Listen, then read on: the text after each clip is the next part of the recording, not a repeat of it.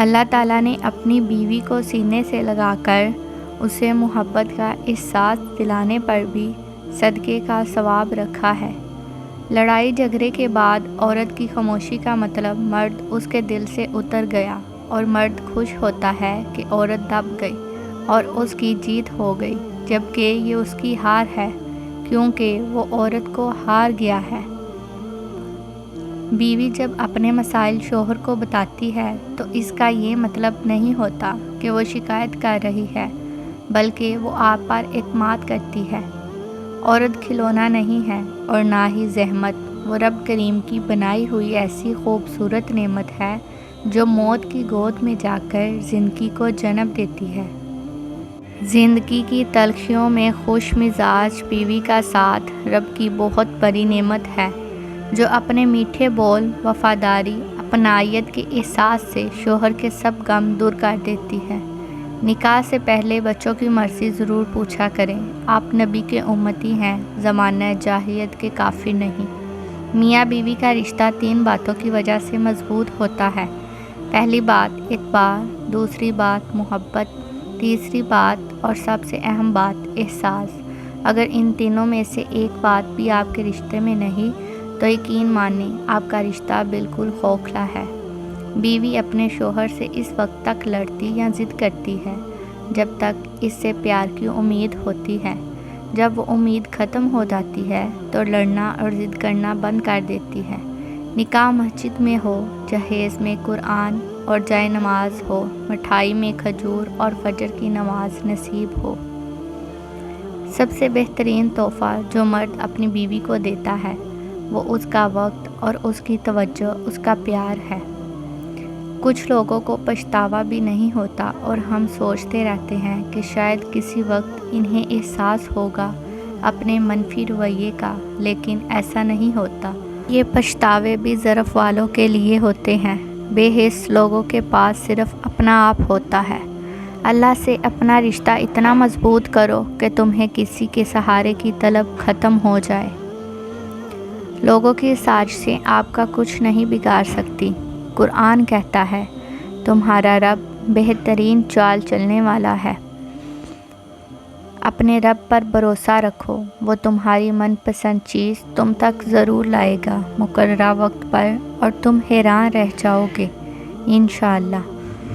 دعائیں تو اس چیز کو بھی تم تک کھینچ کر لاتی ہیں جو تمہارے نصیب کا حصہ نہیں ہوتی۔ سجدے میں جھکے سر کے ساتھ سبحان ربی الاعلیٰ، ان کلمات کے بیچ جو سسکیاں گونجتی ہیں وہ عرش پر بیٹھا شہنشاہوں کا شہنشاہ بڑے پیار سے سنتا ہے۔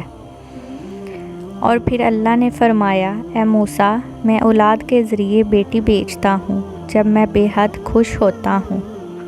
جو انسان یہ سمجھتا ہے کہ اللہ جو کرتا ہے وہ ہمارے لیے بہتر ہوتا ہے، وہ کمال کا ایمان رکھتا ہے۔ سورۃ یوسف کی مثال ہے کہ اللہ تعالیٰ ہمیشہ ہمیں ہماری پسندیدہ چیز سے آزماتا ہے تاکہ اس کو پانے کی طرف میں ہم اللہ کے اور قریب ہو جائیں۔ جن کے آنے پر کائنات کھڑی ہو جائے انہیں محمد صلی اللہ علیہ وسلم کہتے ہیں، اور جن کے آنے پر محمد صلی اللہ علیہ وسلم ایک کھڑے ہو جائیں انہیں فاطمہ کہتے ہیں۔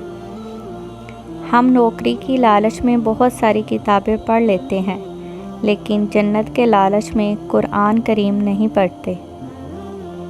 قدر کرو ان کی جو تم سے بنا مطلب کی چاہت کرتے ہیں۔ دنیا میں خیال رکھنے والے کم اور تکلیف دینے والے زیادہ ہوتے ہیں۔ 3 کام اللہ کو پسند۔ نمبر 1، ٹوٹے ہوئے دلوں کو جوڑنا۔ نمبر 2، دل نہ چاہتے ہوئے بھی معاف کر دینا۔ نمبر 3، کسی کے گناہ پر پردہ کرنا۔ لوگ جتنا بھی دل دکھائیں یہ یاد رکھا کریں کہ جب اللہ کے بندے ہمیں توڑتے ہیں تو ان کا توڑنا ہمیں اللہ سے جوڑتا ہے۔ زندگی کے ہر موڑ پر صلح کرنا سیکھو، کیونکہ جھکتا وہی ہے جس میں جان نہیں ہوتی، اکڑنا تو مردے کی پہچان ہوتی ہے۔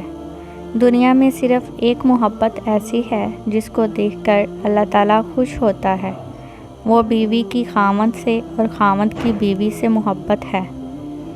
حضرت علی نے ارشاد فرمایا، زیادہ سوچنا انسان کو ختم کر دیتا ہے، بس دعا کرو اور رب پر چھوڑ دو۔ جو بہت اچھا لگے اسے بہت کم ملا کرو، جو انتہا سے زیادہ اچھا لگے اسے صرف دیکھا کرو، اور جو دل میں سما جائے اسے صرف یاد کیا کرو، کیونکہ جو جتنا قریب ہوتا ہے دنیا اسے اتنا ہی دور کر دیتی ہے۔ ام المومنین سیدہ صدیقہ سے روایت ہے کہ نبی کریم صلی اللہ علیہ وسلم مجھ سے بہت محبت سے پیش آتے۔ ان کا معمول تھا کہ کھانا کھانے سے پہلے میرے منہ میں نوالا ڈالتے، پھر خود کھاتے۔ پانی پیتے تو پہلے مجھے پلاتے، پھر خود اسی جگہ سے پانی پیتے جہاں سے میں پیتی تھی۔ اسی طرح میں بھی انہیں اپنے ہاتھ سے کھلاتی اور پانی پلاتی، پھر خود کھاتی تھی۔ ایک دفعہ جب میں نے نبی کریم صلی اللہ علیہ وسلم سے دریافت کیا تو اللہ کے رسول صلی اللہ علیہ وسلم نے فرمایا، میاں بیوی کا ایک دوسرے کا جھوٹا کھانا پینا اور ایک دوسرے کی طرف پیار کی نظر سے دیکھنا بھی ثواب ہے۔